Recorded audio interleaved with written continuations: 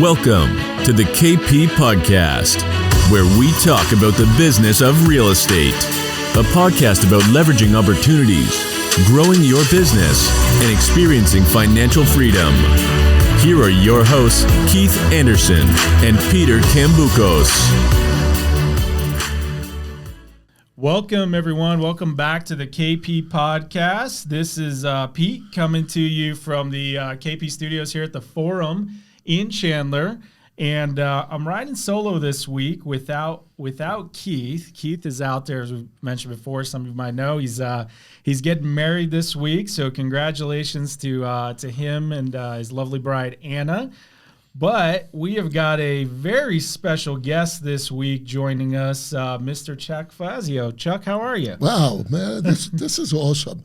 I got to tell you, there's few people in my career that I've actually drawn close to in the business world and personal than you and Keith. And you guys are people who walk the walk, man. Good for you guys. No, we appreciate that. Yeah, and for those that don't know, so I mean, we've known Chuck for I don't know, 6 years now or so. It's been, yeah. And there's been a lot of help, and a lot of folks out there have asked, who's helped you guys along the way? Who's helped mentor you? Well, you're going to get to hear from him today.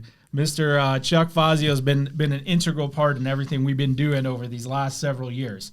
So, for those of you that don't know, I'm going to give a short introduction here as to what Chuck's done, because he's got an incredible story that I think is pertinent to a lot of people out there. So for those that don't know, and I'll let Chuck get into the details here, but Chuck and his wife Angela, so Chuck and Angela ran one of the largest single office brokerages in America, Revelation Real Estate here in Arizona. You built this up, Chuck, to what, a 900-person brokerage at the end there doing? Yeah, I think right at the end it was 906 agents. You can't forget those six. Give or take, huh? Yeah. So over 900 agents, guys, as a single office, doing over $2 billion a year in volume. Just an incredible, one of the largest, most successful brokerages in the country. Most of, what a lot of people are trying to get to, what a lot of people are looking to do.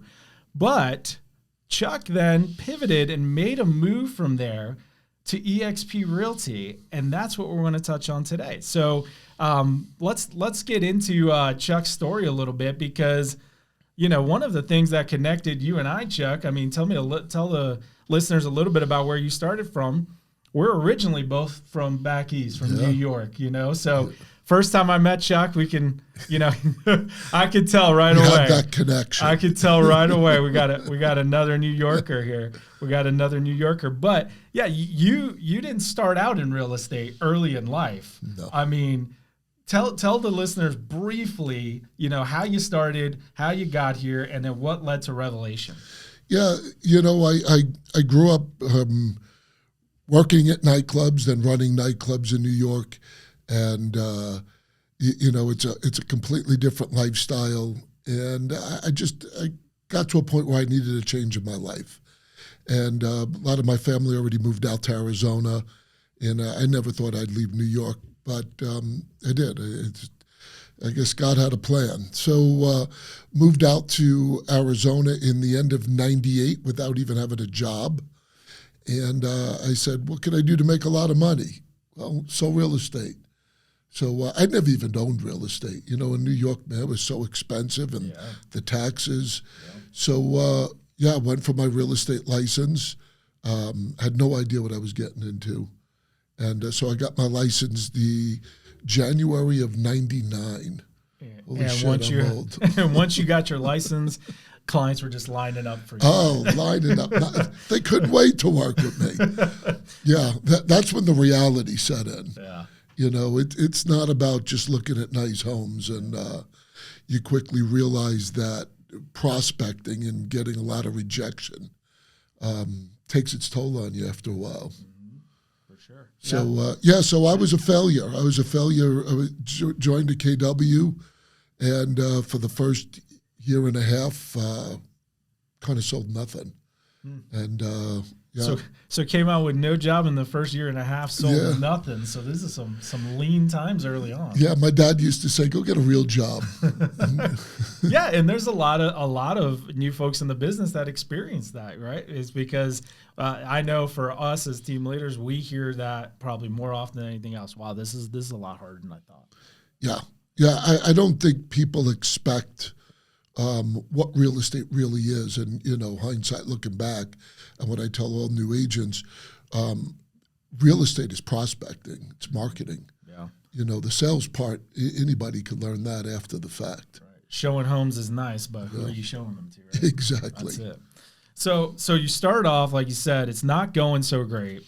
So how did you transition from that going into starting your own brokerage and then just the incredible growth and success you guys had there?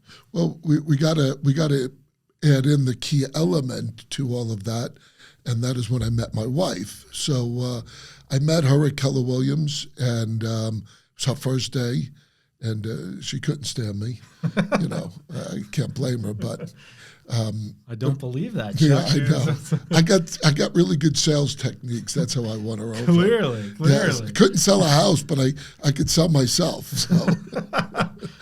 But so anyway, I met her, and we eventually partnered up. So we were broke together. So it was a match made in heaven. But at least you guys weren't alone anymore. Yeah, exactly. So there you go. Yeah, that cardboard box in the street looked pretty good with us both in it. So but all kidding aside, it was tough. It was tough to be in a relationship, not making money, knowing, and not in a conceited sort of way, but knowing we were better than the people that were successful. And we always say it was a God thing for us. And we left Keller Williams, and I'm not sitting here going the failure was because of Keller Williams, but it was more of a leap of faith where the Lord had put us. And we went to a large independent brokerage here in Arizona. And never forget the first day walking into the office, they had a plaque on the wall of all their top agents of every year. So here's this, chooch out of New York going in there broke, and with a girl who I'm trying to impress, and I said, yeah, I'm going to be on that plaque as your top agent, And she should have ran. Yeah, they look at you and they go, okay. Yeah, I heard that story before. That sounds good, yeah. Yeah, 3,000 agents at the company, too. It's a big company. And sure enough, within 3 years, we were the top agents at the company. Wow. Yeah, Wow. we were selling about $40 million a year. And what year roughly was that? That was like 2004. 2004. So that's a quick turnaround, and that kind of volume, even back in 2004. I mean, that's a big number. That's big number today, but that was a huge number then. That was just the two of us, and we just stumbled upon starting a team. Teams weren't a big thing back then, but people just said they wanted to work around us. And our team, that the year we sold 40, our team sold 89 million. Oh wow! So in today's standards, that's you're 139 million. Yeah, you guys are a mega team for sure. Yeah, for sure. That's awesome. That's incredible. So you guys have the team now. The team is selling. You guys are selling. You're making money. Things are going good, and now. And then from there, you're going where? So here we are at this independent brokerage, and we started to look for our own office space for our team. Okay. And I don't actually tell this part of the story too often. We usually glaze over it, but I think it's important here to understand because at this point we're starting to reach a level of success. We're making money. We're realizing, wow, the business opportunities. That maybe we should treat this team like an entity and get our own physical space. So at the same time, we were living in one part of town here in Arizona and moved out to out here in Chandler, and it was just being built up.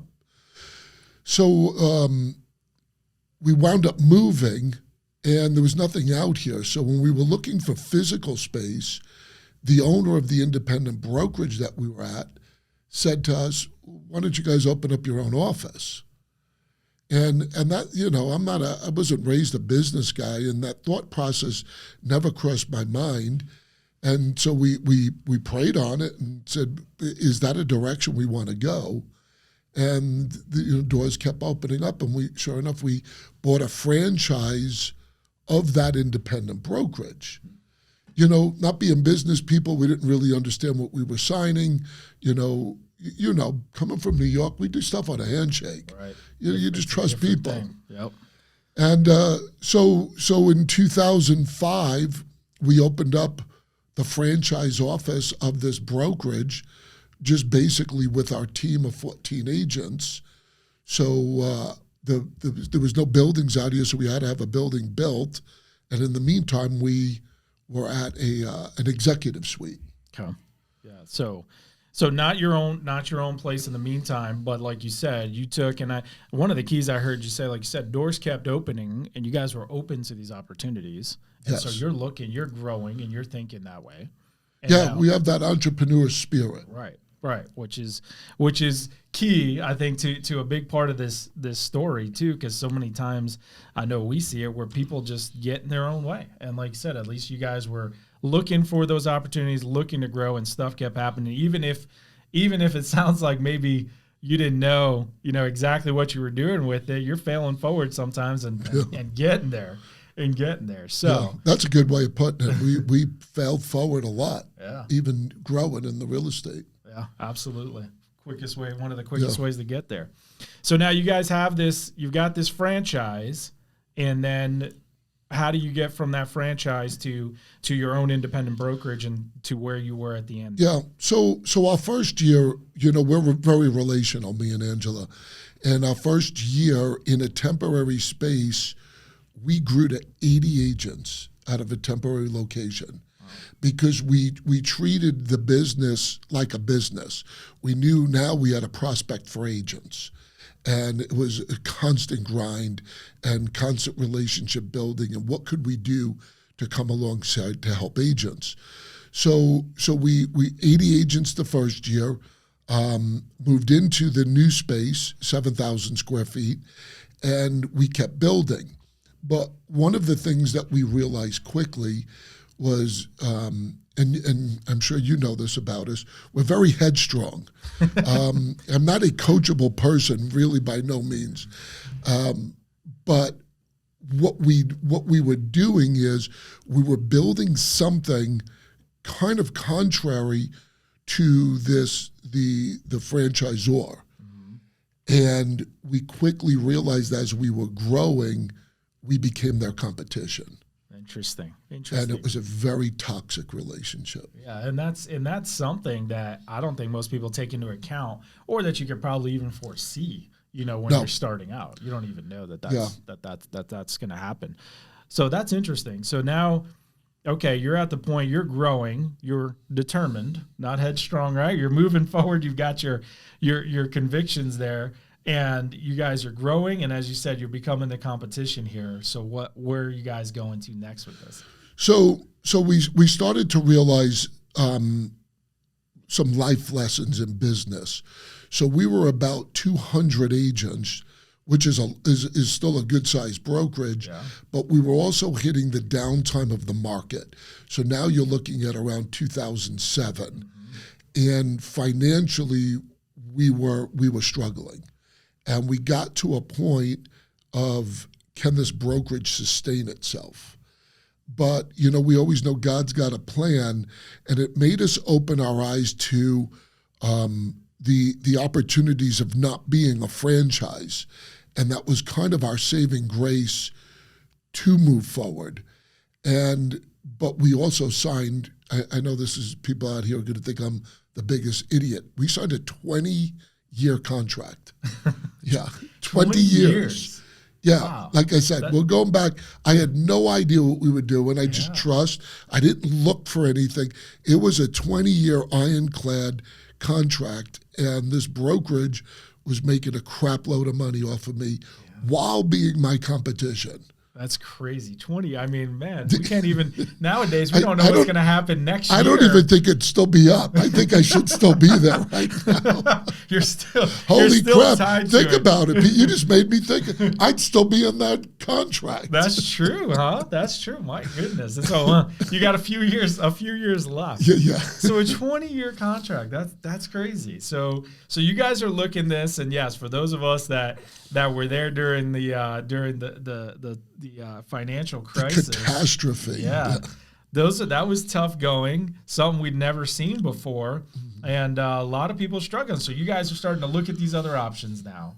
Right? Yeah, And so we were wondering, how do you get out of this contract? And, we sought out lawyers because it was a toxic relationship and there was nothing we could do. And one day, Angela says, why don't we just go ask him to let us out?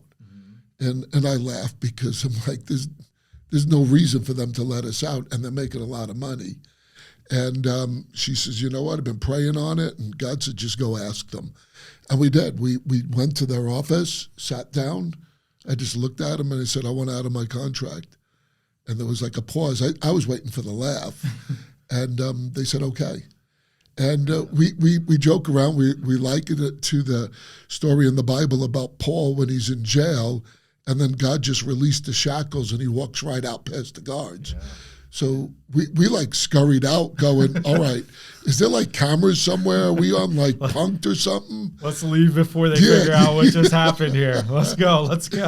Yeah. So that's when we opened the big physical space, 21,000 square feet. And wow, that's a big building, Chuck. Yeah. Yeah, full bar, cafe. And we did it because we know connecting people is a big deal.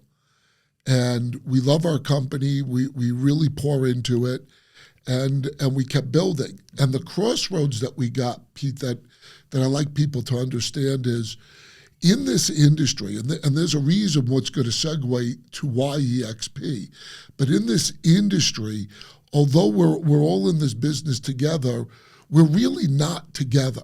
I don't care what anybody tells you. Nobody's really there to help you succeed. Because technically you really are each other's competition for the most part, because you're not aligned in any way. And the same thing goes with building companies. And there was nobody for me and Angela to look at or to lean on to help us build our brokerage. And we sought out some trainers from some of the big organizations like Mike Ferry and Buffy, but you know what? They couldn't help us. Because they weren't equipped, even though we were successful. We weren't huge. We had about maybe 450 agents doing about $600 million. Yeah, which is a very successful brokerage still at that point. So when you say they weren't equipped to do that, do you think it's because they hadn't done exactly what you were trying to do? Not only haven't done it, but they don't work with people who have done it. And you start to realize there aren't that many people who operate at that level. So who do you go to for advice? Right. So we actually went outside of the real estate industry, and it was our first taste of understanding business. It was our first taste of who you surround yourself with matters. And if you want to be successful, I mean, hugely successful, you got to look at the people you're associating with, and that goes right down to the brokerages you're at. You know, if they're top agents doing $20 million, which is not bad, I'm not saying that's bad, but you want to be a $40 million producer, well, who's going to get you there? Right. And what happened in this industry, Pete, is which I've been shouting about for the last 10 years, is companies, and I know I'm going to get slack for this, but companies like Mike Ferry, Tom Ferry, Brian Buffini, any of these coaching companies should not exist, because the brokerage should be taking on building and working and helping the agents develop themselves and training them. Yeah, and the tough part, and I can talk from experience in working with Chuck, is before we met Chuck and started working with Chuck, it was the exact same thing. It was like you said, we were trying to do something, but there wasn't people out there that had done to the levels that we're trying to get to the things that we're trying to do. So even though the brokerage should be doing it, a lot of them don't know how or aren't Right. equipped to do it, or can't, and then sometimes it's not that folks even don't want to. There is some that don't want to, but they're even for the ones that do want to, a lot of times they just can't do it. No. They don't know how. There's no roadmap. Yeah. Yeah. So you guys went outside of the industry, and you guys you kept so you're growing now. You've reached out for some coaching. You've got some help with this. You guys have a massively successful business at that point, but you're not satisfied with that. And then from there, you guys keep growing this thing, and you reach, like you said, over 900 agents doing over $2 billion in volume a year. That's incredible. That's incredible. So the thing I want to ask you about, Chuck, with this is that that's the goal, I would say, for a lot of people, a lot of folks that we've talked to. You've got team leaders at a certain size that are looking to start their own brokerage, or you've got smaller broker owners that are looking to build this thing. They're looking to build this independent brand. They're looking to get something started, and they go, this is my ultimate goal. So you got there, right? You got this. We said one of the largest, most successful independent brokerages in the country. And then when you're at the top, and I would say when you're at the absolute height and things are clicking along, you guys decide to make a move. Yeah, I know. It was not an easy decision. A lot of sleepless nights. I'd wake up with panic attacks, and that's not my personality. But what happened was we got to a point that, are we going to practice what we preach? Either you're growing or you're moving backwards. Yeah. And, there's so many nuances that people have to understand how to take places. One is get rid of my pride and ego that I was the owner of the company, that I did build it. But what always supersedes everything, and this is a challenge for anybody out there, look, if you want to be successful, you have to start with your why and your purpose. And I know that's cliche, and there's a lot of things that are cliche that I don't do, like to-do lists and plan out for the year. I'm just a visionary, but I do really believe in your why and your purpose, because that is I always say, your North Star. Because you can't focus on your life and be successful if you don't know the direction that at least you're pointing in. Mm-hmm. And one of our big North Stars is to be a servant leader. God's blessed us with what we have, and how could we bless more people? And if this is about doing God's work, then I have to take that leap of faith, because the playing field EXP now provides for us is now to reach agents not only all over the country, but all over the world. And so making a decision when you're at your height is the hardest thing ever to do, but yet it's a necessity, because making decisions when you're failing or you're in trouble is the worst time to make decisions. Yeah, when you're forced to. Yeah. When you're forced to. So I like what you touched on there with the growth and always looking to move forward. So you've got this growth mindset, and you're looking at bigger things. And so, for a lot of people, like I said, where that's their goal and you're doing this. So did you feel like at that point with it, you can only get so far as an independent, or you just saw this opportunity with EXP could be so much more? Or what exactly, when your thought process is going there, and obviously the opportunity that you've got now that we'll touch on in a moment, but when you're in that decision-making process, what was going through your mind as far as, hey, I can keep going with this, or I see this opportunity here that we're going to jump on, but what was the difference in your mind that kind of led you down that road? That's a good question, Pete, because it's not, could I have gone any further on my own? There are definitely limits that you're capable of doing, unless I start opening up offices throughout the country and maybe franchise. I mean, there's definitely things you could do, but I guess the point we got is you have to, I didn't want to be naive, because I see this industry at a level most never see. And too many things are changing not only in the industry, but it's the world we live in. And if anybody doesn't notice that, then they're walking around with their eyes closed. Every industry is radically changing, and yet the industry I'm in has never changed. And it's the same archaic model. You know, some people could say, well, now you got the flat fee brokerages and you got this, but it's still the same archaic model. And what I mean by that is agents are only as good as their last sale, number one. Number two is people are not pouring into each other. They're not really sharing everything and joining hands and coming alongside. And then you're looking at these big tech companies with the hedge fund money. Look, I got a successful brokerage, but what is that going to look like a year, 2 years down the road? Right. You know, I don't, the bigger players are getting bigger, and I can't keep up with the Joneses. Yeah, that competition is like you said, the industry is definitely changing, and you know, we continue to see, like Chuck was saying, that those bigger players coming in, that consolidation that's going on here.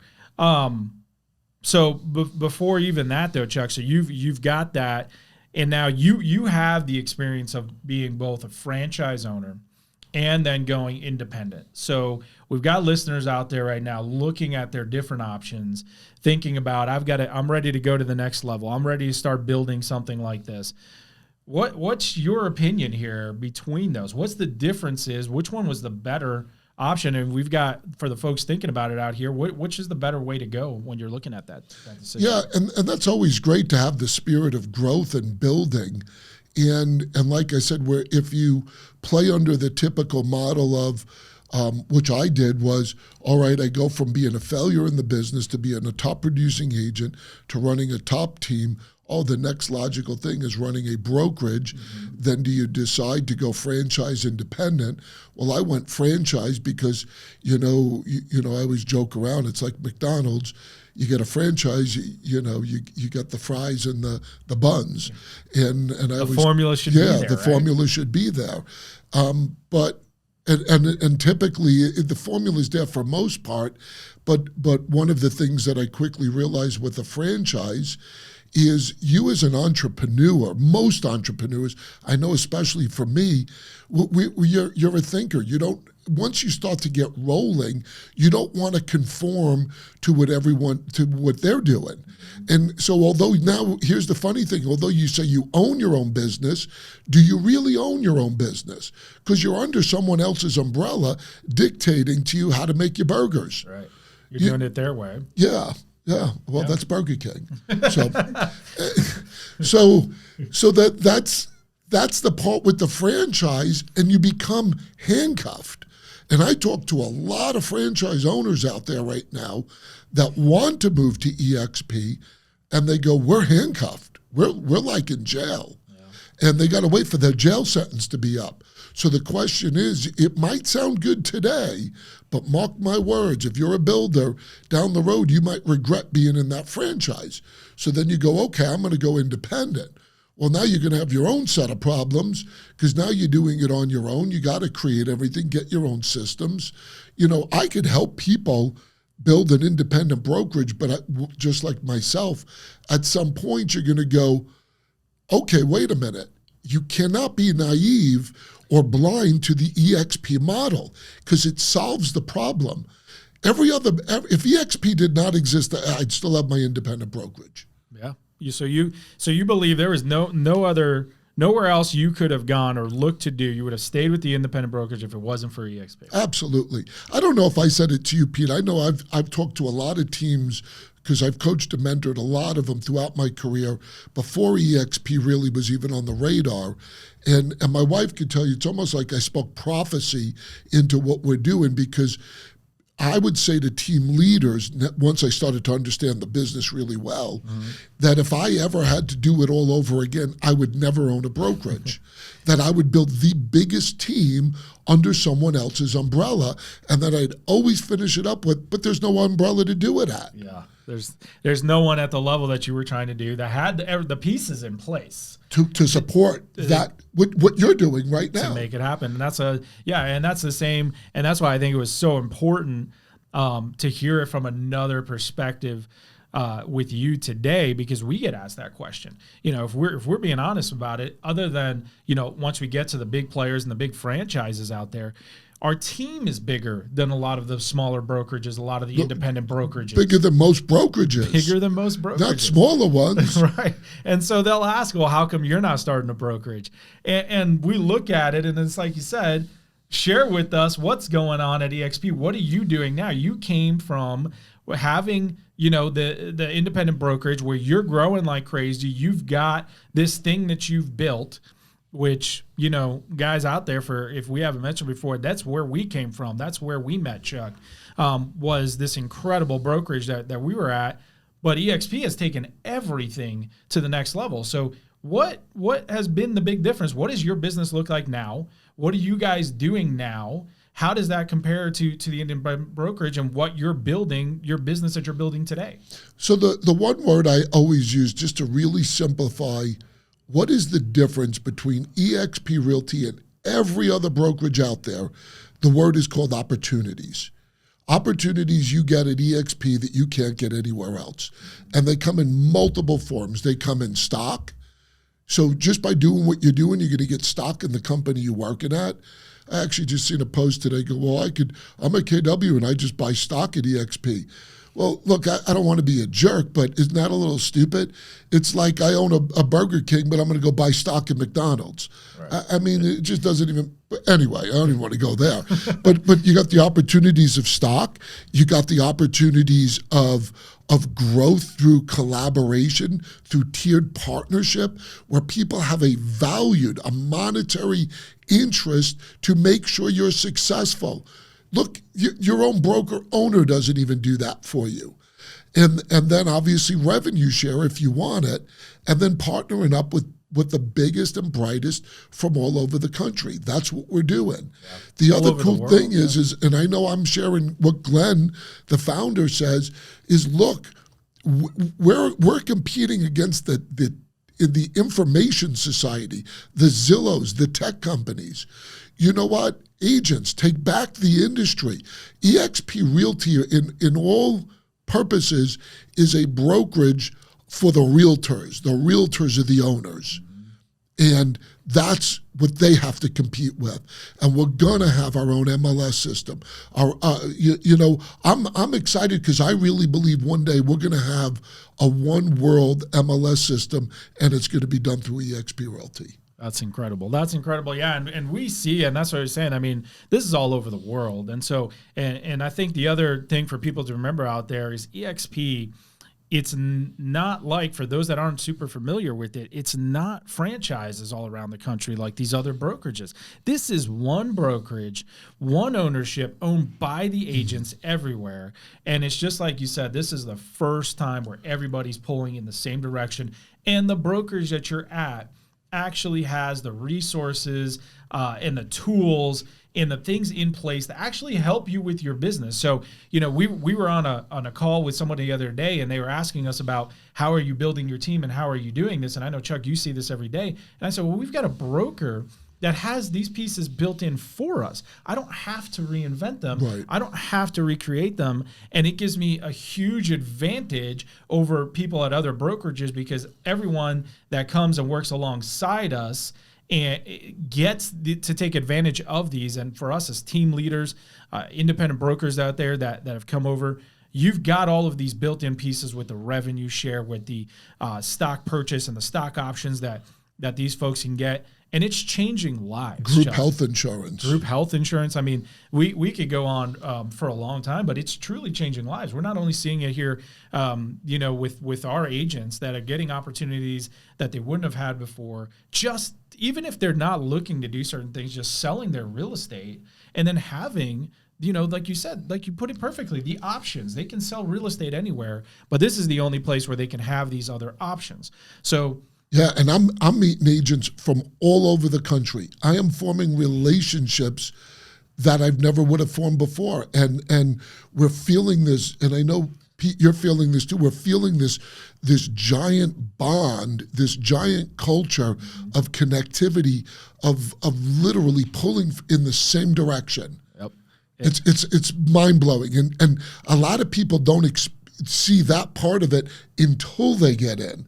That's like the icing on the cake. It's hard to explain because, like you said, you don't experience it anywhere else, because even though you have people that are helping or collaborating in other areas, it's not anywhere near the level that you have at EXP, because at EXP you are truly all in the same boat and all pulling the same way, and it's incredible to see. So, before we end it here, I want to touch on one last thing, and that's, Chuck, you and Angela, what you talked about before with the leadership. You've got to lead by example. You're the servant leaders, and I know you guys mean what you say. We see it every day, and you guys are out here working with just agents, like you said, team leaders, broker owners all around the country. What do you? I mean, let's leave the listeners with one last thing. What do you see? What are you hearing most as far as the biggest challenge that they're having when they're trying to build this business? Or what are you seeing, I guess, is another way to put it, with the folks that are having that success that you're working with, that they're coming to EXP, whether you're helping them build their downlines, they're building their team there, reaching across states, or for some of them across countries at this point, and building this business. What are some of the keys that you're seeing for some of these folks that you're working with that are having that success? The main key to any success, obviously, is working. You could be handed the best tools and systems, but if you don't apply them, it means nothing. So the people that are having the massive success are the ones that truly are plugged in to being around these big thinkers and these masterminds and these groups that we have all the time. Like, I have these mastermind groups, so does Angela, and if you're not plugged into it, you're going to miss out. The key is, in anything, you need to constantly being fed. We as human beings gravitate towards being lazy-minded, especially this world we live in. It's information overload. It consumes your mind. You got to clear your mind to what's important. And the only way you could do that is by focusing on and being around those type of people. Being around very successful people all the time, I guarantee you'll do nothing but be successful. It's just going to happen. So I always challenge people, who are you listening to? Who are you watching? Who are you engaging with? If you're constantly engaging with the garbage out there and the victim mentality and the complainers and the whiners and the naysayers, guess what? You're going to be one of them. So be around the bigger thinkers, be around the positive, the ones who are doing it. I always say, don't take advice from someone that hasn't been to where you want to go. Yep. So that's what I'll leave it off. You know what? We have a great culture. That is what eXp Realty is. It's just a platform that has got the culture that's part of it, where people are coming in, they got their own brands, their own entity, but we're all using the same platform through the tiered partnership in building. That's a great way to put it there. That's a great way. The platform where everybody's coming together. And Chuck, just like you've always said in the past, it's all about the right people, being around people that are doing it and still grinding and having that success and know how to help you get there and are willing to help you get there. Because as we've got up around here, iron sharpens iron, right? You're not going to get any better unless you're around those people. That's right. That's awesome, Chuck. Well, hey, I want to thank you so much for joining us today, guys. This has been incredible. Guys, like we said, this is someone that went from owning one of the most successful single office brokerages in the country to completely changing things, going over, taking this massive opportunity with EXP, and is now going and building something even bigger. So, Chuck, if people want to hear more from you, follow you, where can they go? Yeah, just to quickly touch when people say to build bigger.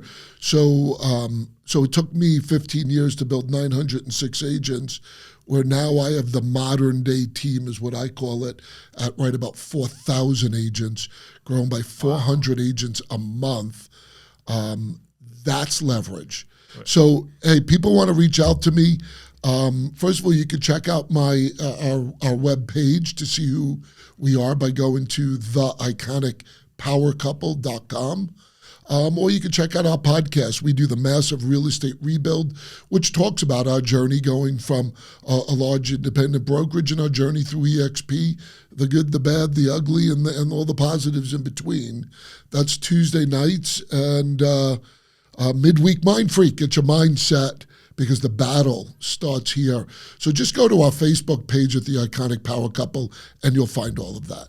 That's awesome. Thank you, Chuck. And guys, 4,000 agents. I mean, that's incredible. So if you guys want to hear how Chuck and Angela are doing this, listen into what they're putting out there. Like I said, obviously still having that massive, and actually having more massive success at this point. So check that stuff out. Please go ahead and subscribe to our podcast. You can go to kppodcast.com. Subscribe there, or Apple iTunes, Spotify, any of the platforms there. Follow us on Instagram, YouTube, Facebook. It's all the KP Elite. And if you guys have any questions for the next show, go ahead and email us questions@kpeliteaz.com, and we'll answer them on the next show. Chuck, thank you again for being here today. Appreciate it very much, and we'll see you guys next time. Thank you.